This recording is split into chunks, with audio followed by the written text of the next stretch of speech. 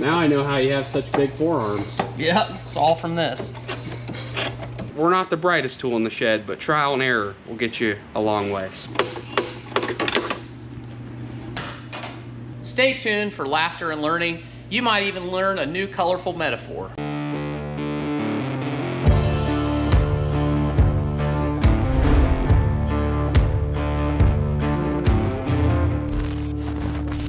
Hey everybody, we're up here at Site 2. Fixing stuff never stops. It feels like we always got projects, so I think we have all the tools that we need.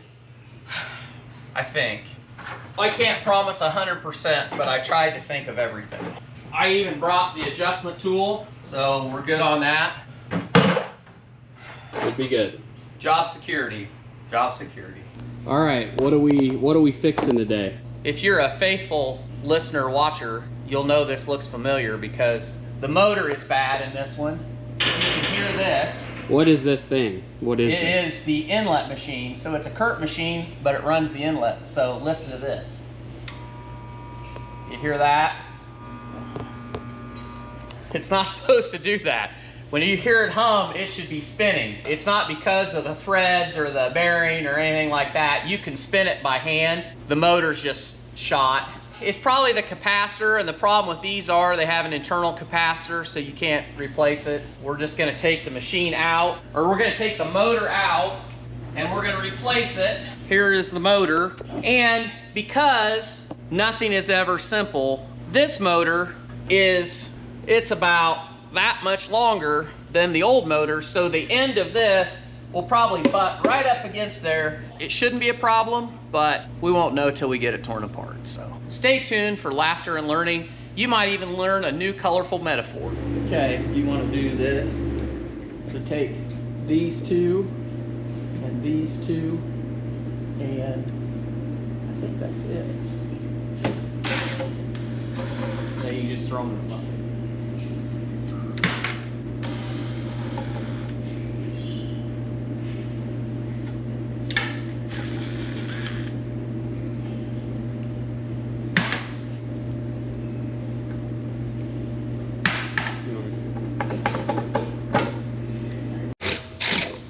That doesn't work worth a crap.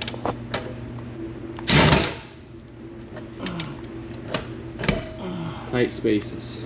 Tight spaces, so we'll have to do it the old-fashioned way. Well, that one's loose, so I can spin that one by hand. If I remember right, do you remember this? The top bolts on that are so tight that we had a heck of a time getting that out, if I remember correctly. So probably a year and a half to 2 years ago, we replaced the same thing we're working on today here in the south room at Site 2. So we did the same thing with this machine in the south room. Same problem, motor went bad, and it was a pain in the butt. But what they run, if you didn't know what inlets are these right here, and they help control air while the fans are running. So the fans will run, these inlets will open a certain amount to kind of help airflow go through the barn. That's what they do, open and close them, and that machine that we're working on today runs those inlets to open or close. Having fun yet? Well, it's better having that ratchet wrench, works pretty good, but the threads are just loose enough that it spins, and then it's tight enough you can't hardly get your hand in there to turn it by hand. Yeah, that's the problem we had last time, I think. Your shoulder getting tired yet? My arm's getting tired. It shouldn't. This is my stronger arm. I don't know. I'm out of practice. Maybe I can get it. Yep, my God, I think I'm going to. There we go. So there's the old one. Yeah, the gears aren't shot in it, but the capacitor probably is shot. There's one set screw in here. You need to get it out. You gonna reuse it or what? Yeah, you gotta reuse this.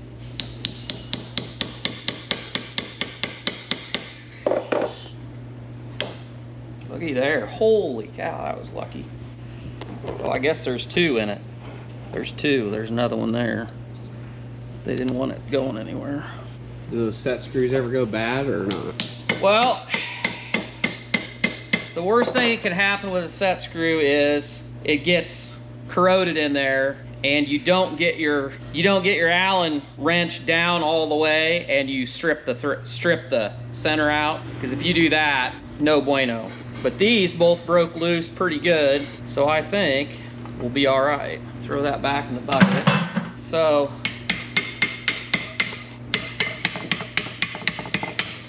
I'm just trying to vibrate it a little bit, and it should slip off. There we go. I didn't even drop the key. And our new motor over there, it comes with a key in it, but I don't think we're gonna need that key because we'll just use this one. So then we'll take this extra key and we'll put it special spot, so if we ever need one, we won't be able to find it, but we'll have it. That's the important thing.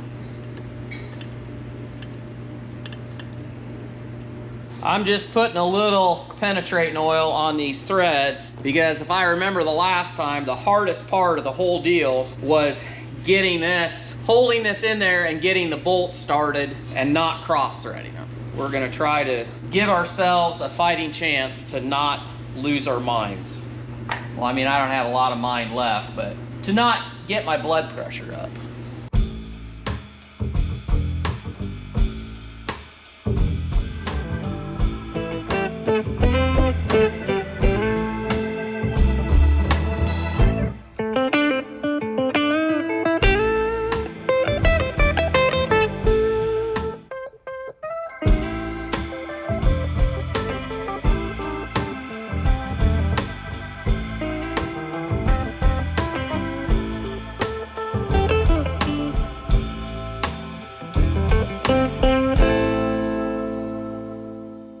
Is your blood pressure rising? No, it's just so damn frustrating that it's that tight. What's tight? The tolerances between that cog and that rubber flexes a little bit. Well, it keeps that motor just from falling into place to get these bolts in. So it's kind of a booger.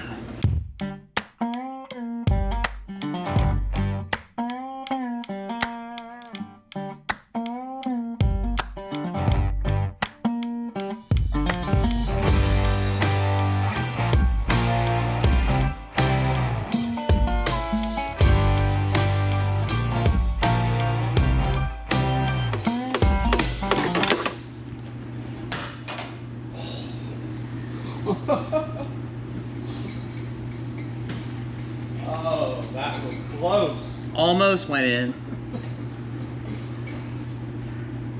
Lucky, lucky. I wonder how much of me bobbling. That was my NFL moment right there.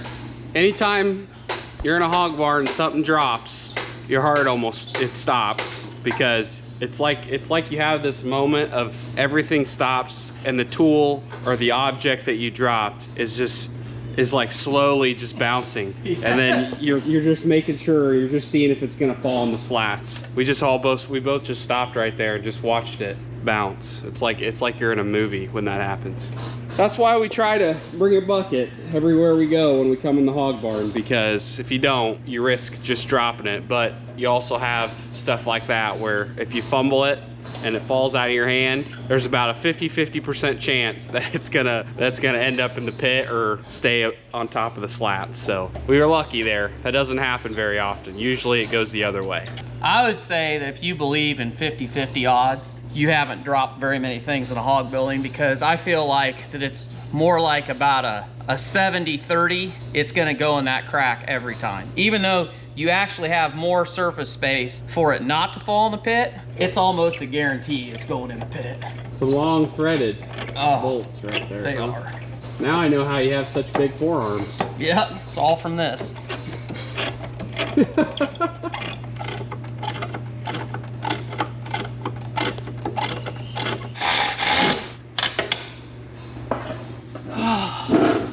I haven't heard any colorful metaphors yet, so that's good. I'm trying to do better. After the Larson podcast, I feel inspired to try to throttle back on my anger and bad language.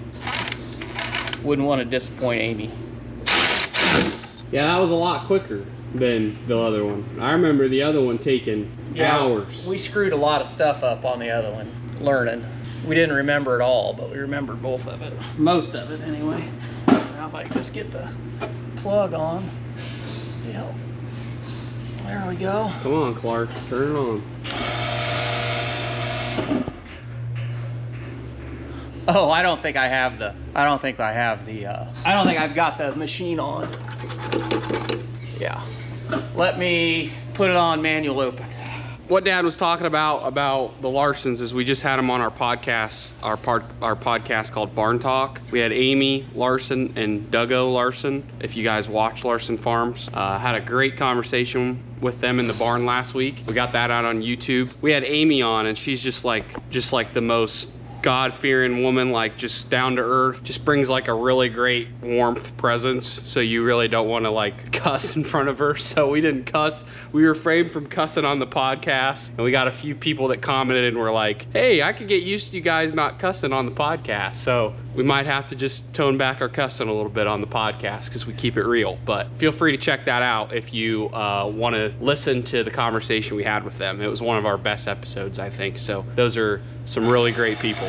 All right, I'd say that is working pretty dang good. Got it fixed. Yep, you didn't screw it up. Nice. You did good. You did good. One nice thing about the AP controls, I know I bitch a lot about it, but the interface has gotten a lot better, so you can pretty much run all the controls at all three of our sites right from your phone. It's pretty nice.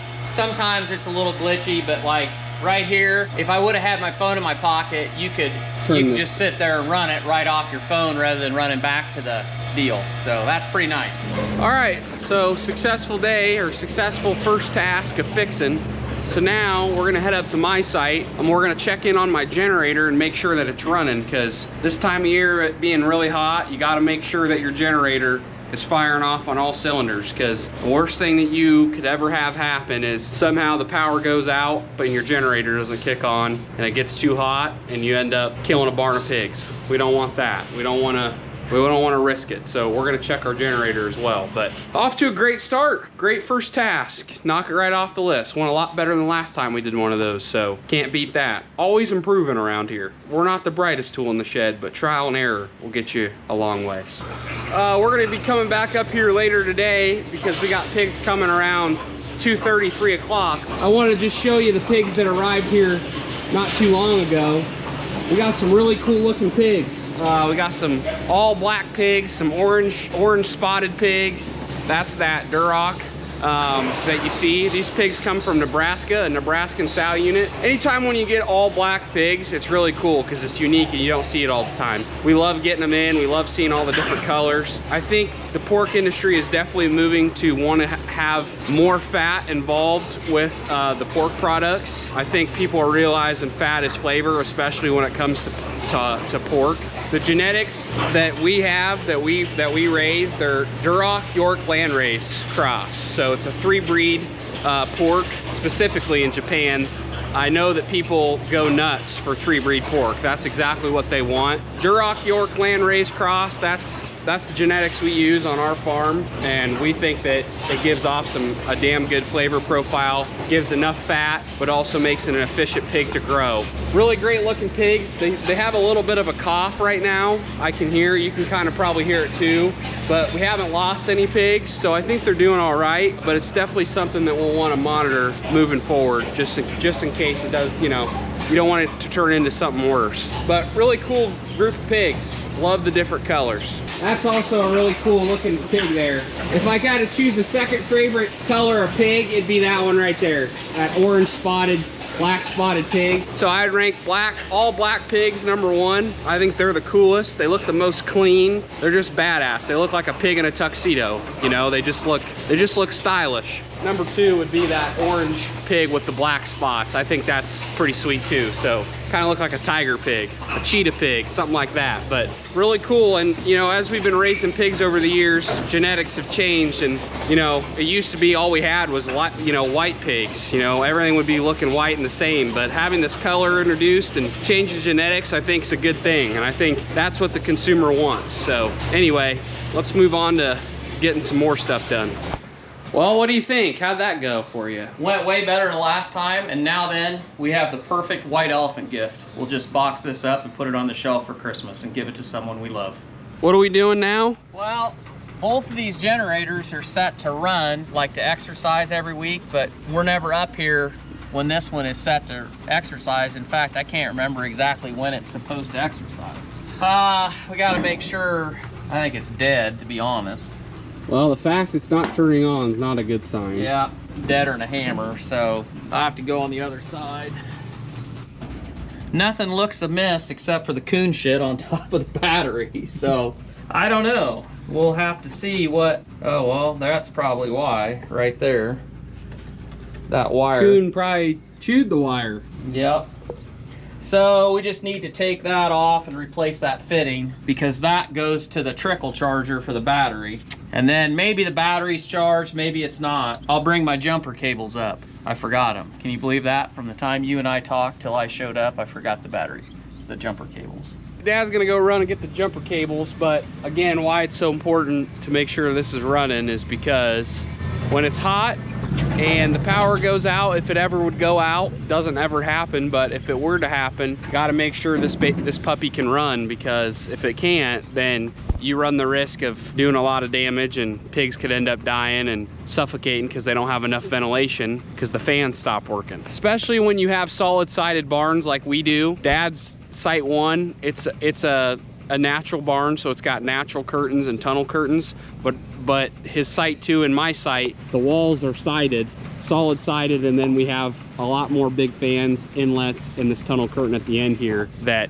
is how we ventilate the barn. So we don't have natural curtains on the side of our barn, so if a bad situation like that happens, you really got to rely on the fan. Your tunnel curtain will drop, but that's still not enough ventilation. You got to make sure your generator's running. You got to make sure. You give the gardener the week off or what? I sprayed them, but that's probably not enough. Probably gonna need another layer of it. Yeah, we should have started a little earlier this year. This weather's been insane. Let's fix that little wire first, and then we'll put the jumpers on it and see if we can jump start it. Well, I think we got enough wire. I can just cut this off.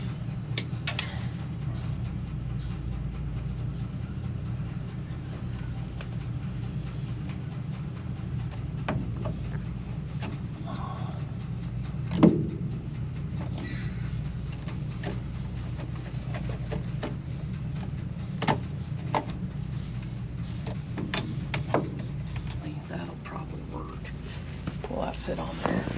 Nope, that's plenty big, but we'll squish it down.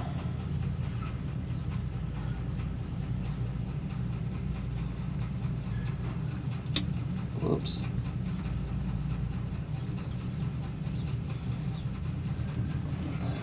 Oh.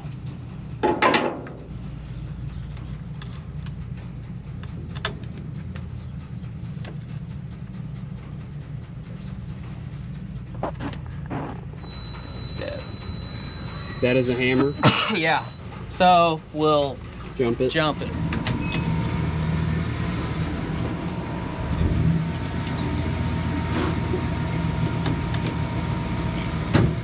I got them hooked up on my end.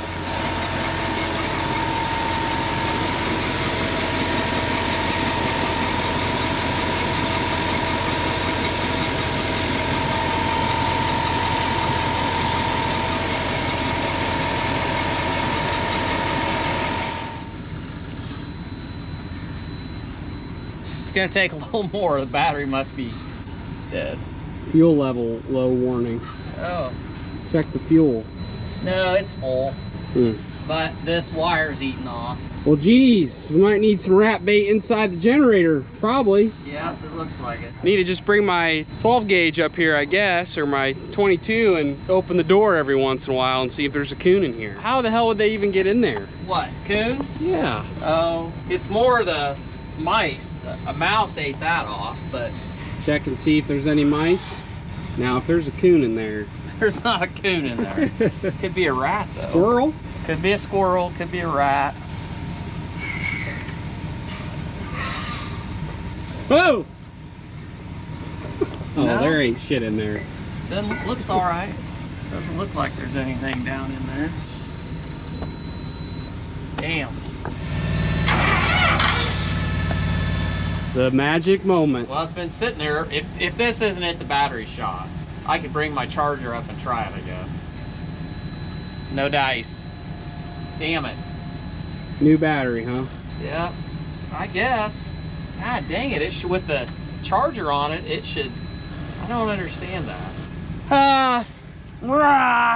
Okay, well, won't mess with it now.